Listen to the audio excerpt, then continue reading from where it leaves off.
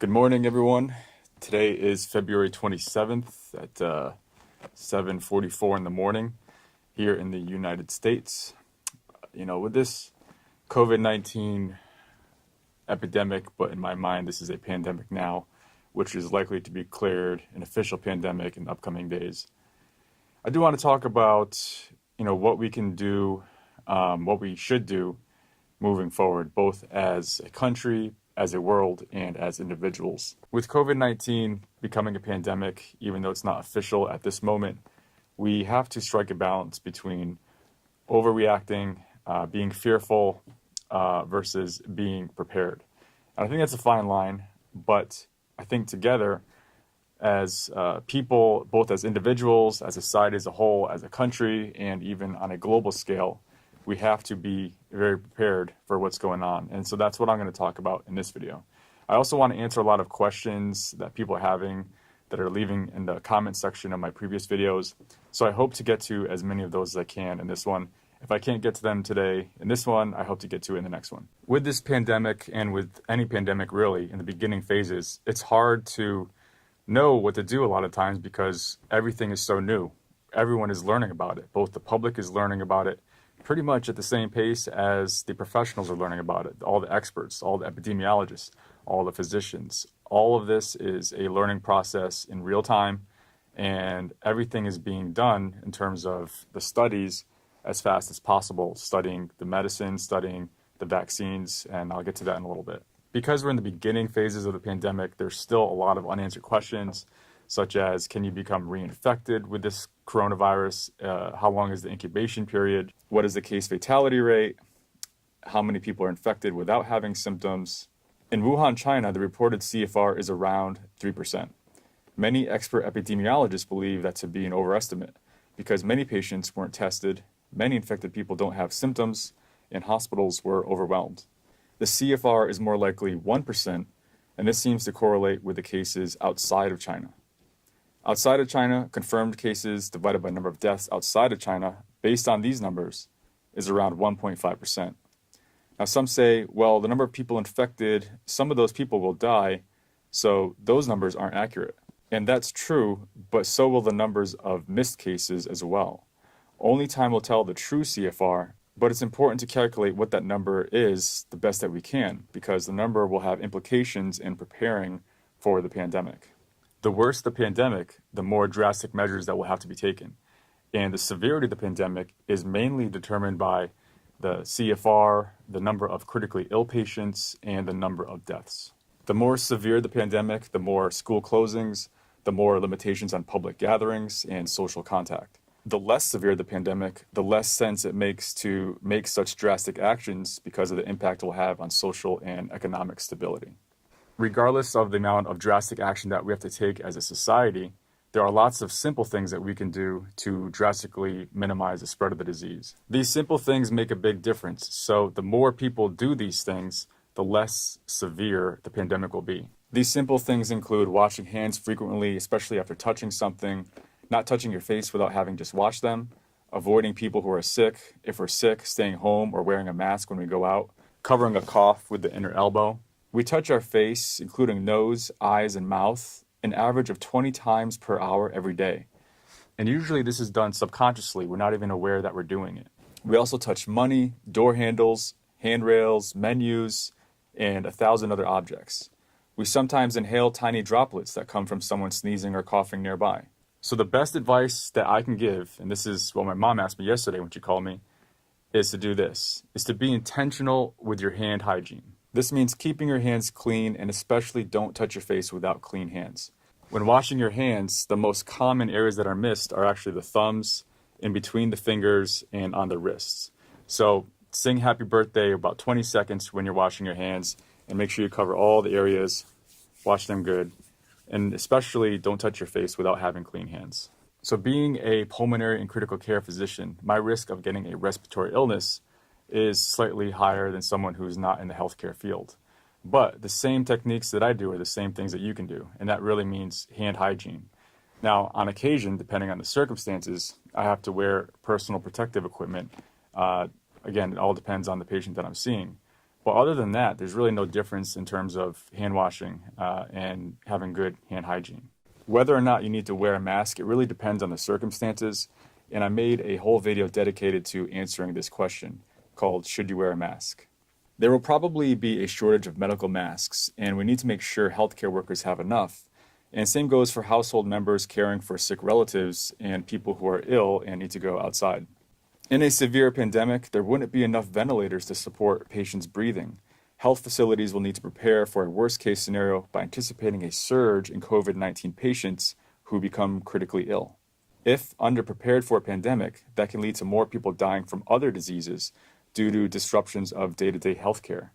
This is all the more reason why people with chronic conditions should receive 3 months of prescription medications whenever possible, and also why it's so important to get appropriate vaccinations depending on individual circumstances.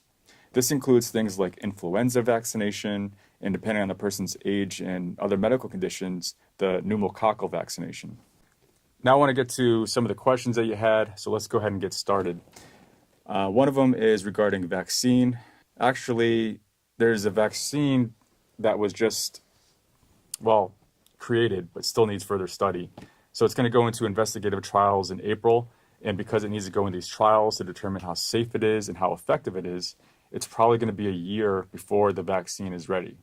Now, this vaccine is special because it's actually groundbreaking. It's never been done before, this type of vaccine. So normally when a vaccine is made, let's draw a virus. All right. So a virus is a very simple structure compared to everything else in biology. It has an outer shell, a capsid outer shell made out of protein. And inside, depending on what kind of virus it is, it's either going to be DNA or RNA. The coronavirus is actually RNA. That's the type of nucleic acid. RNA is very similar to DNA. So DNA is nucleic acid that we have in our cells. It's in the nucleus of our cells. And it's double-stranded. Not the best picture. It's 2 strands that are intertwined, double helix. Okay, this has all, in a chemical form, has all the information for our genes. This is what our genes are made out of, DNA. So normally, this DNA unravels to form 2 strands, okay? Then the RNA we have in our cells comes next to this strand and does a copy. Say, all right, this is the message you're telling me. I'm going to take this message that you're telling me, and I'm going to go and deliver this message, this genetic code, if you will. I'm going to go tell them to make the proteins that you're telling me to make them. So this messenger RNA, mRNA, is essentially a message like you send in a mail. And then it goes, and it's going to tell the other part of the cell to start making proteins. The exact kind of protein is dependent on the genetic code. So a new protein is made, a very specific protein, and more copies of the same protein can be made, and that's what happens. Some viruses have DNA, and some viruses have just RNA. The coronavirus is RNA, and what it does is it actually gets into the cell and starts making proteins for itself, for its outer shell.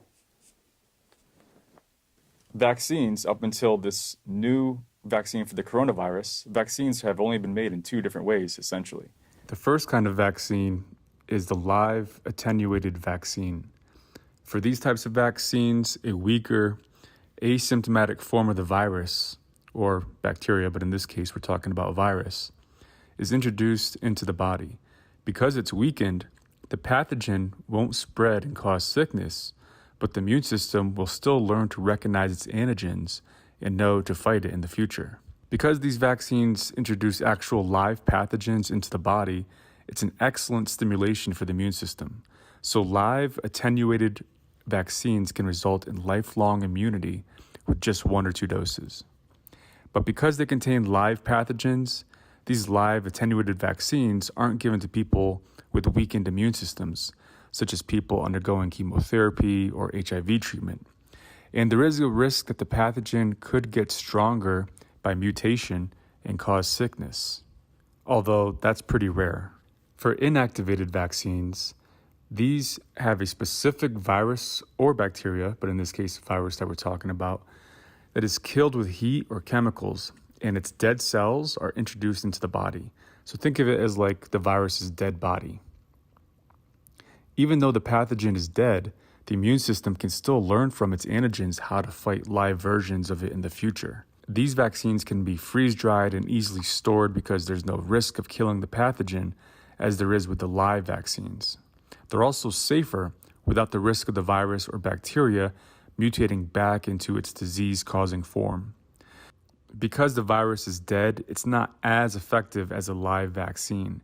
Therefore, it often takes several doses and booster shots to train the body to defend itself. Now, with this new coronavirus vaccination, totally groundbreaking, instead of doing either of these two, what they're doing is they stole, I don't want to say steal, but they got the genetic code from the Chinese. Okay, they got the mRNA.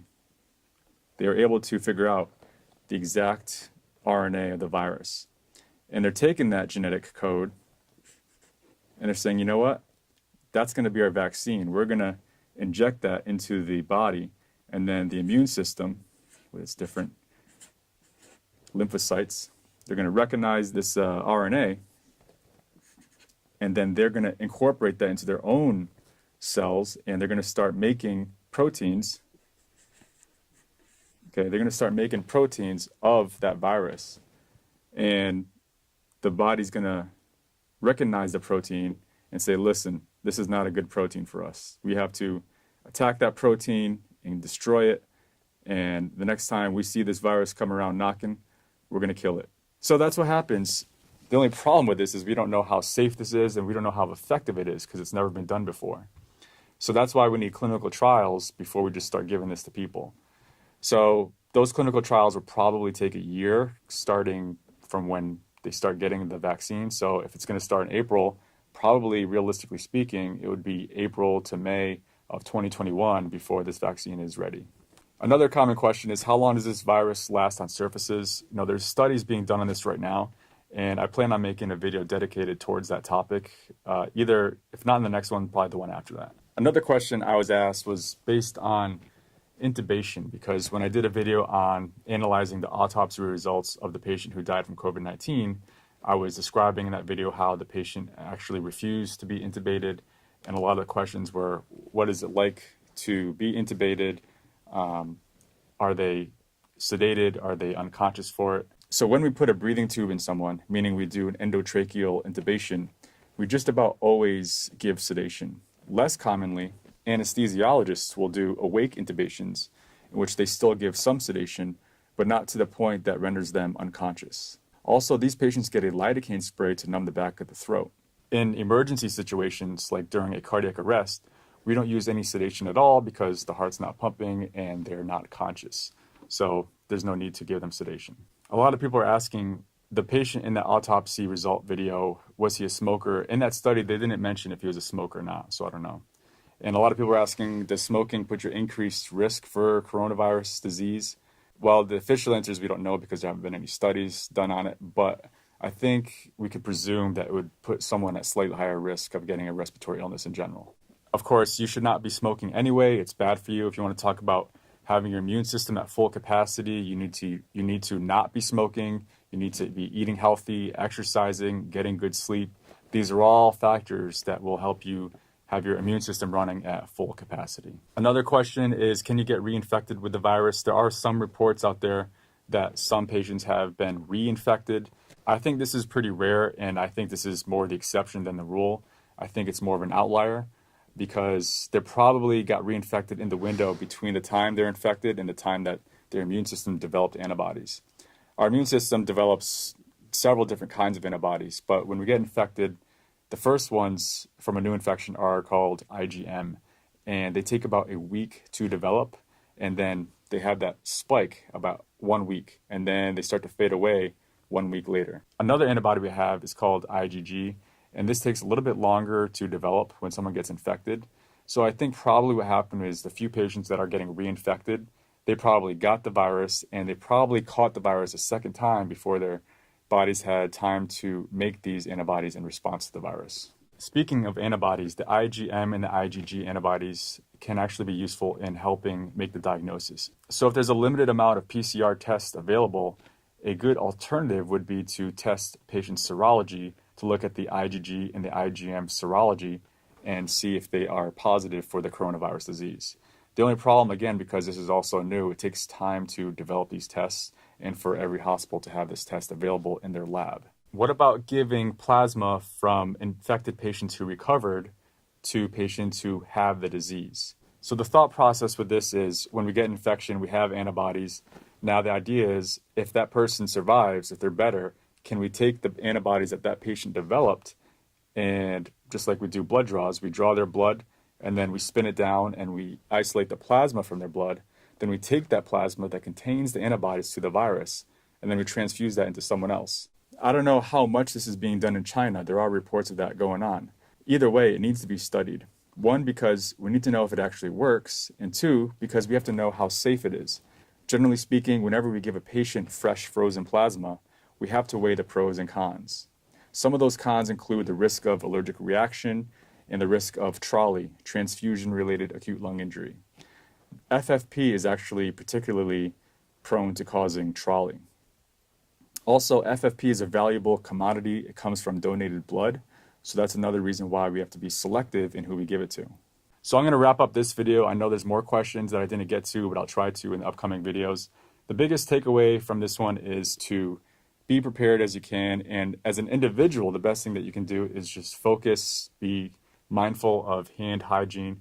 Do your best to wash your hands appropriately, wash them effectively, and do not touch your face without having clean hands. Thanks for watching. I'll see you in the next one.